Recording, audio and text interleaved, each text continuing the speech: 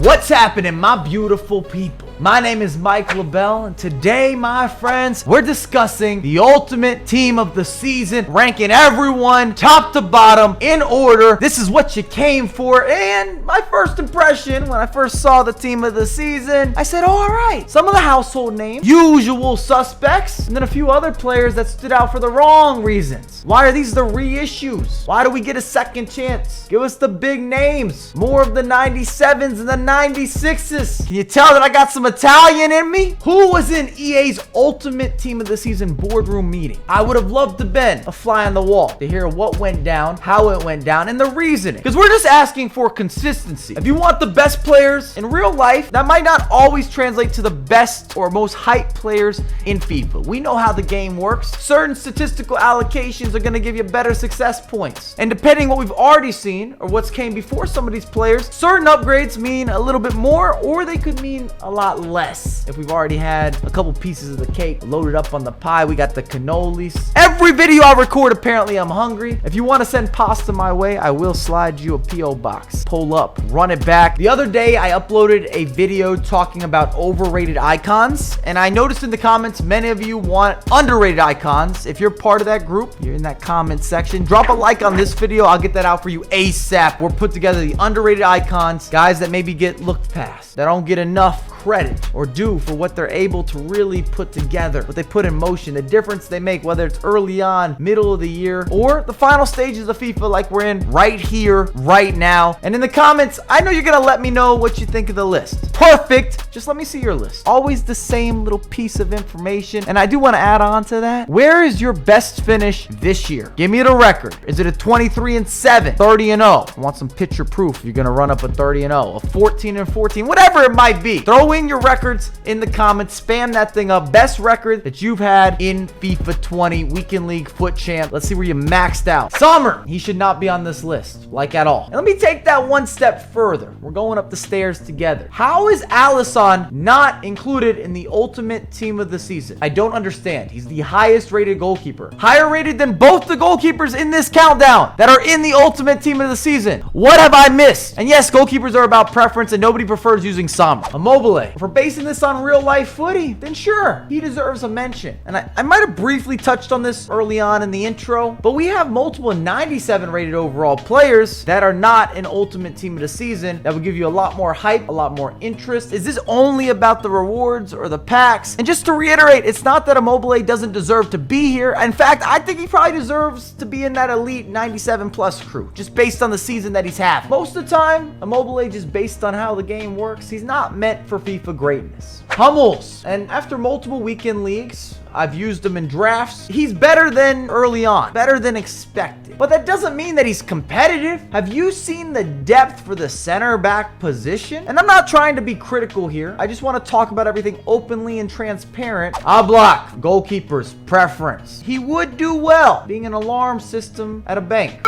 You could trust in Block. He's going to make some saves. I still wouldn't have him in my top 5 goalkeepers. I guess that's got to be the argument. Who's he going to replace? Do you just want to try out someone different? Gets off his line well, but I don't know. Not the easiest to link up depending on your center backs. You either need icons or La Liga. Granted, both are very viable options this year for that position, but it's neither here nor there. If you want to use them, use them. If you're a fan, cool. Let me know how to go. Alberto.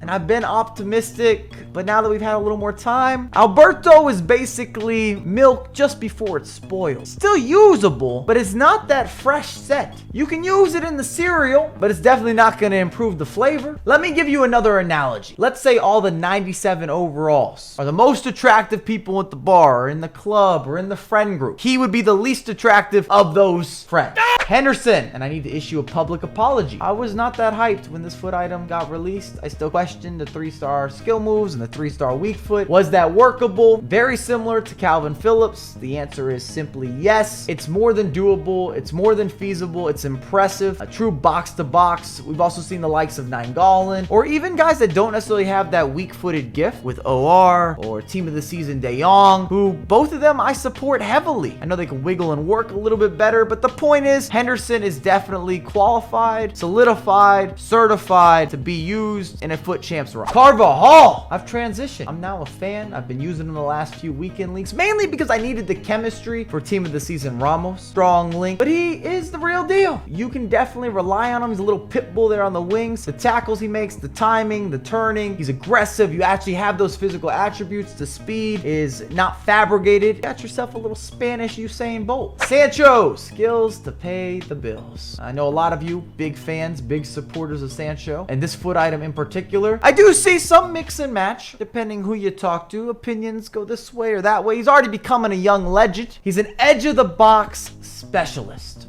You've got a tight window and he can burst through there. I don't know if this next analogy is really going to sit that well, but he's kind of like a mouse trying to slide his way into the kitchen. Gonna figure out a way. Determination. It's not an easy task, but he'll make it happen. Kareem, the dream. Benzema. First off, you've got to play him in the middle of the pitch. Needs to be a striker or a center attacking mid. I wouldn't go as far as putting him as a center mid. I personally enjoy him, and I'm not sure if I just get matched up against people that don't know how to use him, but when I see him in the weekend league, I haven't felt that intimidated. I haven't felt the pressure, and that's why he's not higher on my list. I can get the job done, and I'm not saying I'm better than you. That's not what Mike's saying right now. I just find that a lot of people I match up against aren't getting the maximum potential out of Benzema, and that has to come into play when I'm putting together this countdown. Alexander-Arnold also seems to be a bit of a controversial choice, and we've seen this item already, team of the year, and I think that hurt him a little bit for some of the hype. It's kind of like when you order a service and you go to the cable company, you can get the TV and the internet and even a landline and security. Alexander-Arnold gave you all of that in December, but now you got new competitors that have moved into the neighborhood, and it's a little more debatable. Who's giving you the best deal? What are the price points? Do we have everything? Is it all inclusive? Does it fit together in a nice package? I think that's what happened to Alexander-Arnold. Some of you will argue that Carvajal is better. I'm not mad at you. I poll, I go back and forth, we discuss. Nothing has changed, but I do think that Alexander-Arnold gets an unfair run of the show or walk of the park, man on the moon, mainly because we've already seen this foot item on display for quite some time. Cracking the top 10, Kimmich, premium. I don't want to hear any more about the high-low work rates. If you play with two midfielders, which the majority of you watching this video do, so if you're playing a 4-2-3-1, 4-4-2, one of those midfielders has to attack anyways. So in this case, it's going to be Kimmich. He's going to get forward, let him get forward, let him play on balance. He's going to be your aggressor. He's going to attack the space. He's going to score goals. He's going to give you the 1-2, has the creativity, the balance, box to box, back and forth. He's going to push the agenda. This is the man that I want on my calendar invite. I just benched Vieira because he's too defensive. Just want to throw that out there as food for thought. A lot of y'all are tough critics, and I don't even know if you've used Kimmich. You're just hearing what some other YouTuber or streamer said, and you're taking that as verbatim. This is facts. This is law. FIFA decided. I think Kimmich has a place. I think he deserves a lot more credit than he's been receiving in the community. People are nitpicking the wrong stuff and acting as if you just play with so many holding mids. That's not the case. Mane, similar to Alexander-Arnold, repeat character. We've seen this. I know what he's going to provide. I don't want to take anything away from him, especially if you're using him on the wing. He is one of the fastest players in FIFA 20. And you're going to say, oh, you're just reading the stats. Of course, look at his pace. But I'm saying the actual feel, his turns, how he gets in behind, and more so on the wing. The way that he's able to be a release player, intimidating, dangerous, electric. He's going to put so much pressure on your opponent's back line, and especially in late game situations where more space opens up. Mane devours that, and he's a better run maker than the majority of attacking players. He doesn't sit as stagnant. Lewandowski, only player that I've used for a weekend league that scored 50 plus goals. I really leave it off there. The physical attributes, the pace, the skill moves, the finishing, inside and outside of the box. He's got the swivel and the swerve. I could just keep giving superlatives. I really enjoyed using Lewandowski. Hope it comes across properly in this video. You deserve the 99, my friend, as long as you stop dancing on TikTok. Mbappe, also a reissue, and there's a few players like Mbappe. You can pick any of the variations. Pick a foot item, all of them, you get what you paid for. You can't be unhappy with an Mbappe, whether it's a winger,